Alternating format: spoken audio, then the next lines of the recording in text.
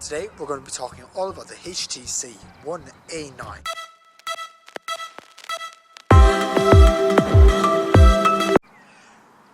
This phone is interesting to say the least. It copied a lot from the iPhone 6 design, but we've come a long way.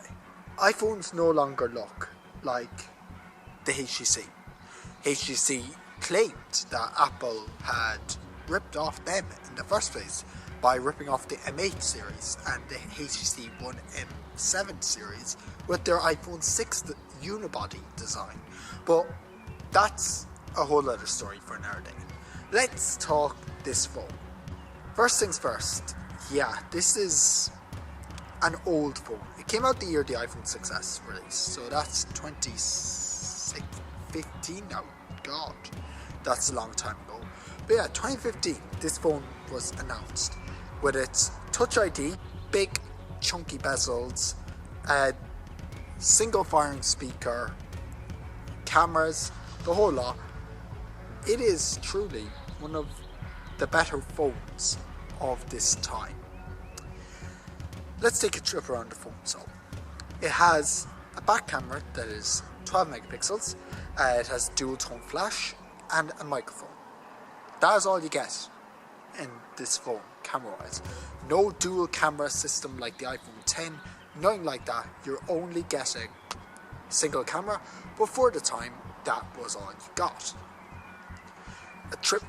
Taking a trip around the front of the phone, you have your front facing camera, which is 7 megapixels, your earpiece speaker, no loudspeaker at all built into this. It's mainly just an earpiece.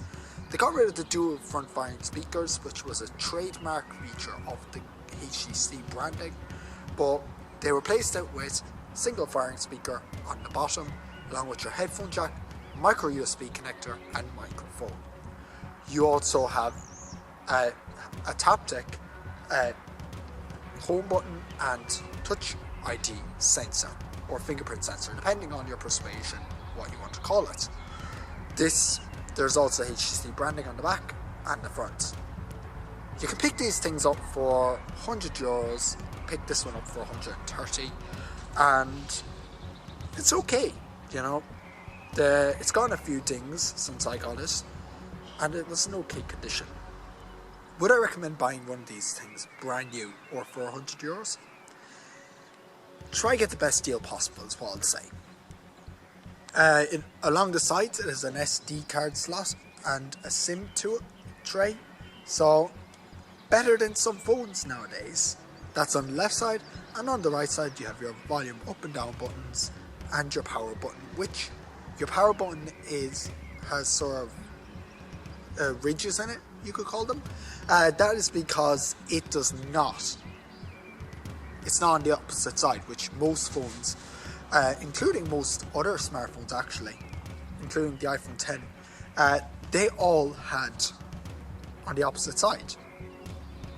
I don't know why they chose they wanted to have it on the power button under the volume buttons, but I don't find it much of an issue. But some people might, because it's right below the power button, volume down button. So as you're turning down the volume, you might be pressing the power button. Just be careful of that. The screen is plenty bright. It's okay for this phone era.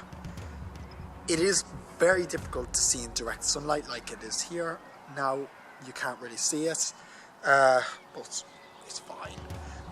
Indoors though, it's plenty bright, and battery life is not the best on this. I do not recommend this if it's a powerhouse of a battery you want.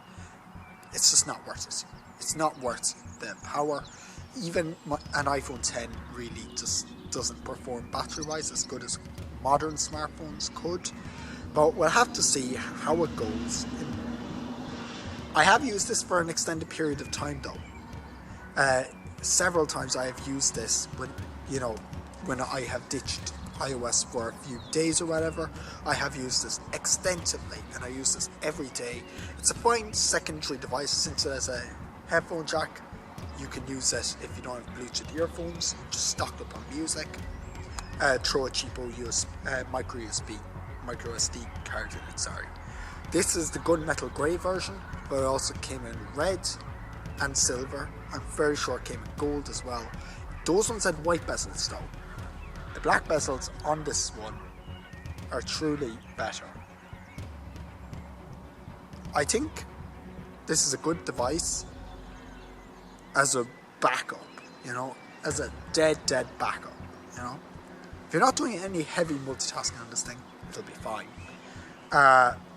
But yeah, I just carry it around with me nowadays because it's handy to have an Android phone just to check things out every once in a while if I feel like it. So yeah, that is the HTC One A9 in mid 2020. Thanks for watching. I'll catch you.